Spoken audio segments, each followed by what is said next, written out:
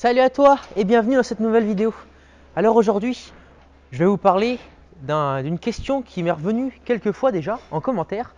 Combien d'animaux on a sur la ferme? Donc sans plus tarder, on commence par le commencement. Allez go! Alors ici, on se retrouve dans la nurserie. C'est le bâtiment qui accueille les tout jeunes veaux après leur naissance. Et une fois que donc leur mère rejoint leur copine dans le troupeau, et que donc les veaux, on les récupère et on les prend sous notre aile. Donc ils vont ici, comme vous pouvez voir derrière, ils sont en case collective. Donc ça c'est le cahier des charges d'agriculture biologique qui nous demande donc de mettre les veaux en case collective, tout simplement pour leur bien-être. À savoir qu'en conventionnel, la législation autorise du coup à avoir les veaux en case individuelle jusqu'à l'âge de 2 mois, et au-delà de 2 mois, c'est forcément en case collective. Alors c'est surtout pour assurer aux veaux de très bonnes conditions de vie, parce que les premiers mois du veau vont être très, très, très déterminants pour sa santé, parce que c'est là où forcément il est le plus fragile. Alors dans ce bâtiment, on a donc les veaux qui ont, donc comme celui que vous avez vu tout à l'heure, donc un jour jusqu'à à peu près 2 mois. Ensuite, au-delà de 2 mois, on les envoie donc en case collective où les génisses, donc les femelles, vont être regroupées en lots, ça dépend de 5 ou 6. On fait des lots tout simplement parce que c'est beaucoup plus simple à gérer et pour suivre les animaux, c'est beaucoup plus simple. Si on faisait des lots de 50, il y aurait des animaux dont les soins conviendraient parfaitement et une grande partie où les soins ne conviendraient pas. Donc de faire des petits lots, un lot de peu d'animaux, c'est le top pour bien s'occuper de chacun des animaux. Alors tout à l'heure j'ai évoqué le terme génisse. Donc la génisse, c'est donc un animal de l'espèce des bovins qui en fait tout simplement n'a pas mis bas. Donc une vache chez nous sur la ferme va mettre bas à peu près à 2 ans et demi, aux alentours de 30 mois. Donc avant ces 30 mois, on va appeler ça une génisse. Donc les femelles, c'est des génisses. Donc de 1 à 30 mois, enfin de 0 à 30 mois, et après, une fois qu'elle aura mis bas, ce sera des vaches, des mamans. Maintenant, je vous passe, on va aller voir d'autres lots de génisses. C'est parti. Alors ici, donc on a 2 lots de génisses. À votre droite, on a donc un lot de génisses, de 6 génisses qui ont autour des 4 mois, donc qui vont très prochainement être sevrées. Donc il y a la plus vieille aux alentours de 4 mois et la plus jeune aux alentours de 3 mois et demi.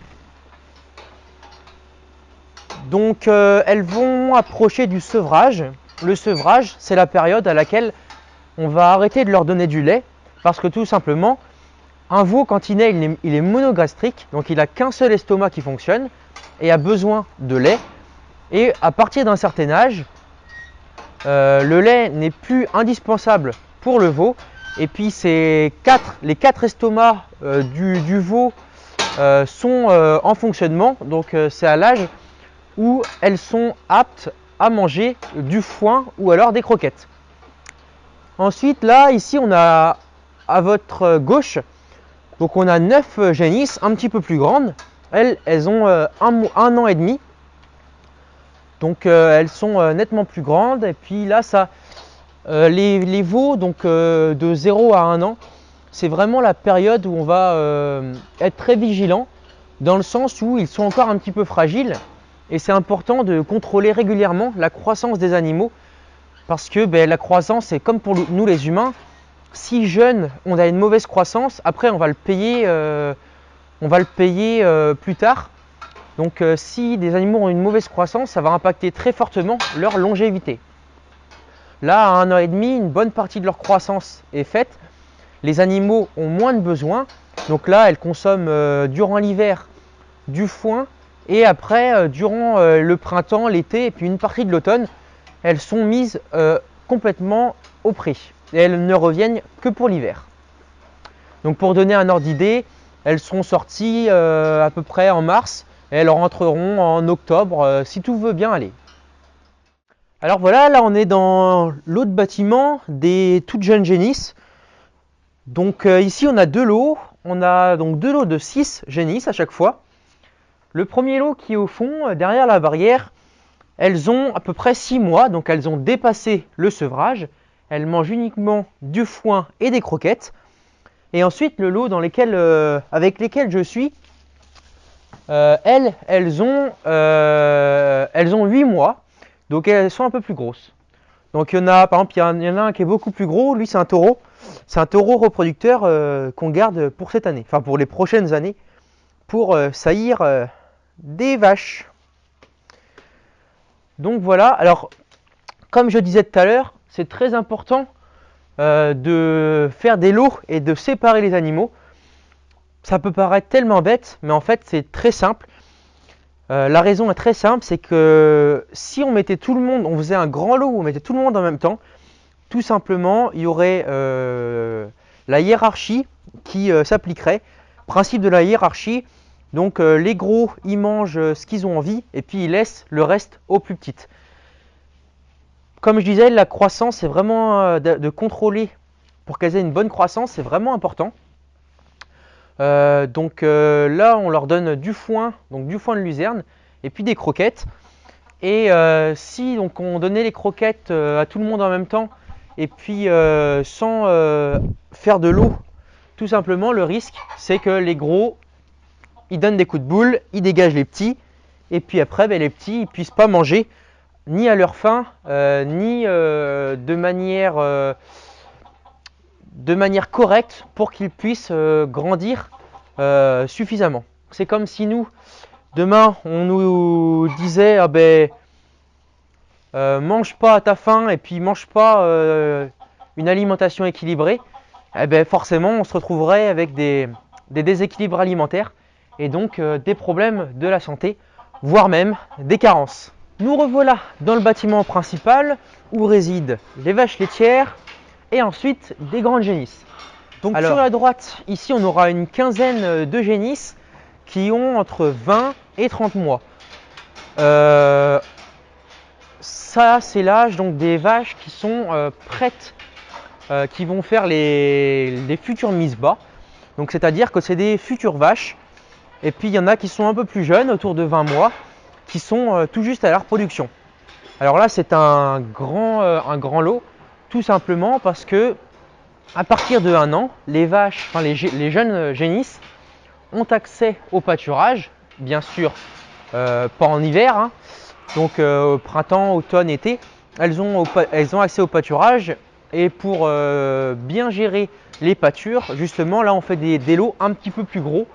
Donc on met dans des prés les génisses qui vont mettre bas dans l'année, qu'il faudra ramener au cours de la saison.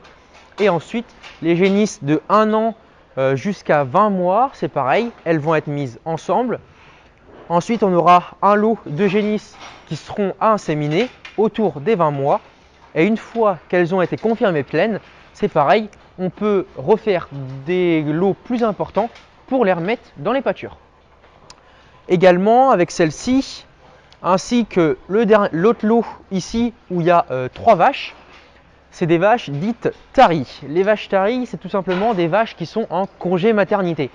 Elles ont 2 mois pour se reposer et préparer leur futur accouchement. Donc là sur votre droite, on a donc c'est des vaches qui sont à l'engraissement. Donc on a on a des vaches et des grandes génisses.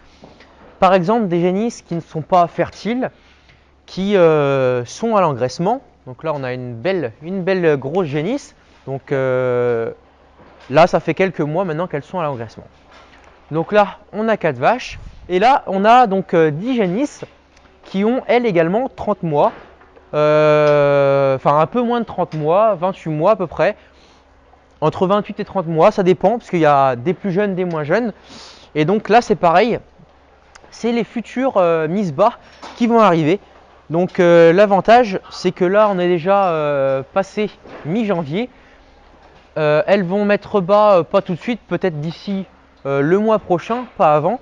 Et donc elles vont mettre bas pour les débuts de mise à la pâture. Donc ça c'est le top, ça veut dire qu'elles vont avoir leur maximum de potentiel laitier sur la période où il y aura le maximum d'herbe. Alors voilà, maintenant on passe au meilleur, donc le meilleur pour la fin, les vaches. Donc sur la ferme, on a 51 vaches laitières à la traite aujourd'hui.